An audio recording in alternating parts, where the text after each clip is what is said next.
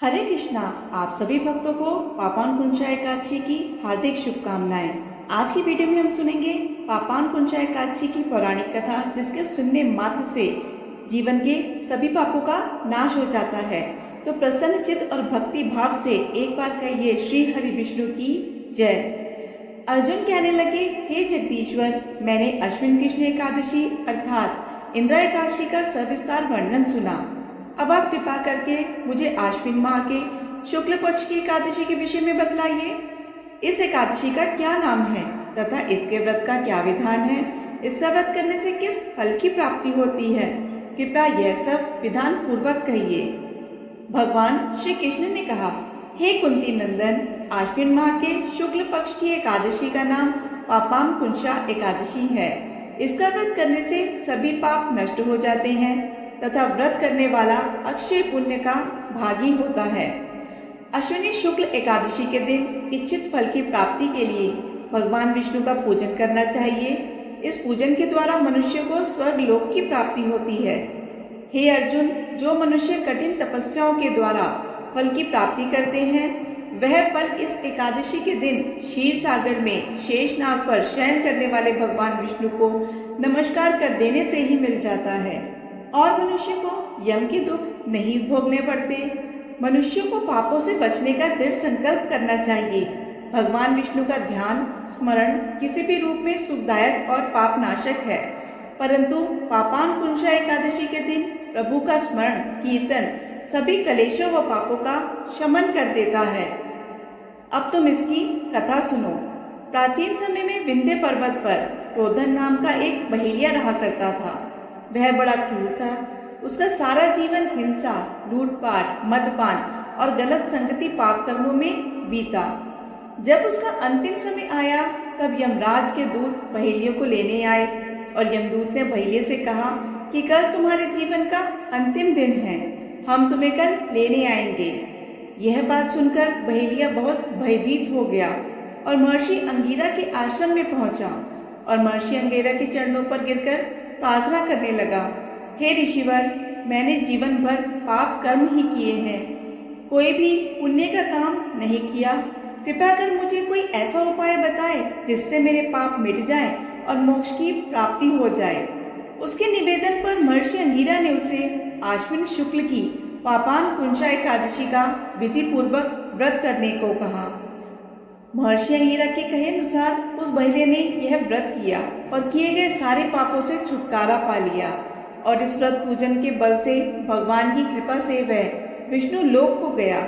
जब यमराज के यमदूत ने इस चमत्कार को देखा तो वह बहेलिये को बिना लिए ही यमलोक वापस लौट आए।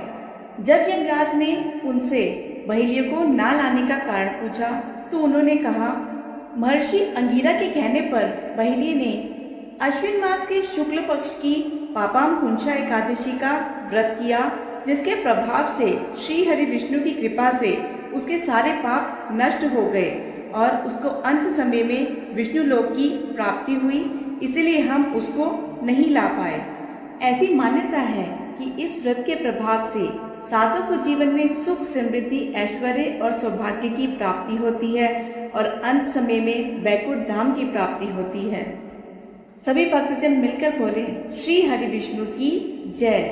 हे प्रभु, जैसे उस बहेलिये के सब पापों का नाश किया, इस व्रत को करने वाले, इस व्रत की कथा सुनने वाले, कहने वाले और हुंकारा भरने वाले सभी भक्तों के पापों का नाश करना, उनके जीवन के हर मनोरथ को पूर्ण करना। आइए अब सुनते हैं ग्यारस माता की कथा, जिसे सुने बिना हर एकादशी व्रत अधूरा है। पौराणिक कथा के अनुसार सतयुग में मुन नाम का दैत्य उत्पन्न हुआ। वह बहुत ही भयानक और बलवान था। उस दैत्य ने देवराज इंद्र, आदित्य, वसु, अग्नि, वायु आदि सभी देवताओं को भगा दिया। तभी इंद्र सहित सभी देवताओं ने भयभीत होकर भगवान शिव से सारा वृतांत कहा। देवतागण कहने लगे, हे कैलाशपति, मूढ़ दैत्य से भयभीत होकर हम सभी देवतागण मृत्युलोक पर घूम रहे हैं। हे महादेव, हम सभी पर बहुत भारी संकट आन पड़ा है, कृपया हमारी रक्षा कीजिए। देवताओं की बात सुनकर भगवान शिव इस प्रकार बोले, हे देवताओं, तीनों लोकों के स्वामी, भक्तों के दुखों का नाश करने वाले। भगवान विष्णु की शरण में जाओ, वही तुम्हारे दुखों को दूर कर सकते हैं। महादेव के ऐसे वचन सुनकर सभी देवता क्षीर सागर में पहुंचे। वहां श्री विष्णु को शयन करते देख हाथ जोड़कर उनकी स्तुति करने लगे। स्तुति करते हुए सभी देवतागण इस प्रकार कहने लगे, हे देवताओं द्वारा स्तुति करने योग्य परम प्रिय प्रभु, आपको बारंबार नमस्कार है। देवताओं की रक्षा करने वाले मधुसूदन, आपको हमारा नमस्कार है। कृपया आप हमारी रक्षा करें। दैत्यों से भयभीत होकर हम सब आपकी शरण में हैं। देवताओं सहित इंद्र के ऐसे वचन सुनकर भगवान श्री विष्णु कहने लगे, ऐसा मायावी दैत्य कौन है जिसने सभी देवताओं को जीत लिया है? उसका नाम क्या है? उसमें कितना बल है और वह किसके आश्रय में है? उसका स्थान कहाँ है? यह सब तुम मुझे बतलाओ। भगवान के ऐसे वचन सुनकर इंद्र कहने लगे, हे प्रभु, प्राचीन समय में नारीजंक नाम का एक राक्षस था। उसका महापराक्रमी और लोक विख्यात एक पुत्र हुआ जिसका नाम मुर था।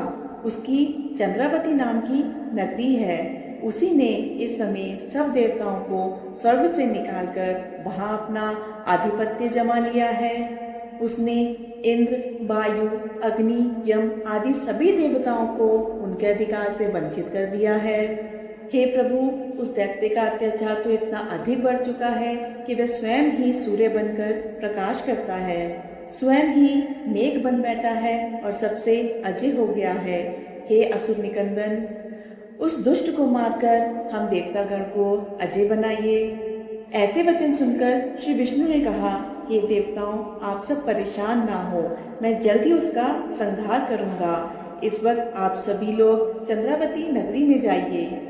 इस प्रकार कहकर श्री विष्णु भगवान अंतर्ध्यान हो गए और सभी देवताओं ने चंद्रावती नगरी की तरफ प्रस्थान किया। उस समय दैत्यमुर सेना सहित रणभूमि में गरज रहा था। उसकी भयानक गर्जना सुन सभी देवतागण भय के मारे चारों दिशाओं में भागने लगे। जब स्वयं भगवान विष्णु रणभूमि में आए, तब दैत्य उन पर भी अस्त्र शस्त्र आयुध लिए दौड़े। भगवान ने अपने बाणों से उसके कई दैत्यों को मार डाला। अकेला मुर ही रणभूमि में बचा। वह अविचल भाव से भगवान के साथ दिव्य होकर युद्ध करता रहा। भगवान जो भी तीक्ष्ण बाण उसको मारने के लिए चलाते, वह उसके लिए पुष्प बन जाते। यहाँ तक कि भगवान से युद्ध करते हुए उसका सारा शरीर छिन्न भिन्न हो गया, फिर भी वह लगातार भगवान से युद्ध करता रहा। फिर दोनों के बीच मल्ल युद्ध भी हुआ। ऐसा कहा जाता है यह युद्ध 10,000 वर्षों तक चलता रहा, किंतु मुर नहीं हारा और ना ही थका।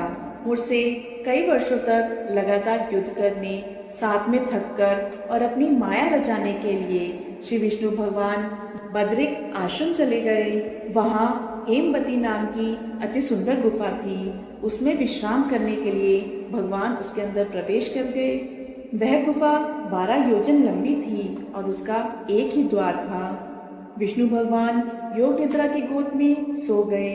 देखते देखते मुर भी उनके पीछे वहां आ गया और भगवान को सोया हुआ देखकर उन्हें मारने के लिए तैयार हुआ।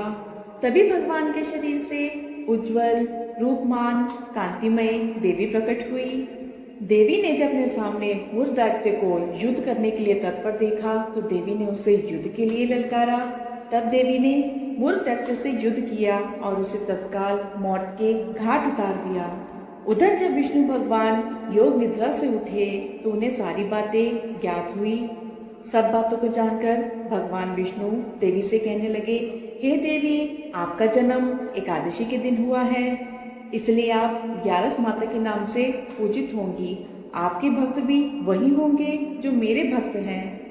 ग्यारस के दिन अर्थात एकादशी के दिन जो भी भक्त सच्चे मन से मेरी पूजा करने के साथ साथ आपका भी पूजन करेगा, उसके घर में कभी अकाल मृत्यु नहीं होगी और आने वाले हर संकट से उसके और उसके परिवार की रक्षा होगी। ऐसा कहकर भगवान विष्णु अंतर्ध्यान हो गए। सभी भक्त मिलकर बोले, ग्यारस माता की जय, श्री हरि विष्णु भगवान की जय। इस कथा को सुनने वाले, पढ़ने वाले और हुंकार भरने वाले हर भक्त के जीवन में सुख, समृद्धि, शांति का वास हो, उनके हर संकट दूर हो। यह थी आज की पवित्र कथा। आशा है आपको कथा पसंद आई होगी। कथा पसंद आए तो कथा को लाइक, शेयर करके चैनल को सब्सक्राइब जरूर कीजिएगा और कमेंट बॉक्स में जय श्री हरि जरूर लिखिएगा। धन्यवाद।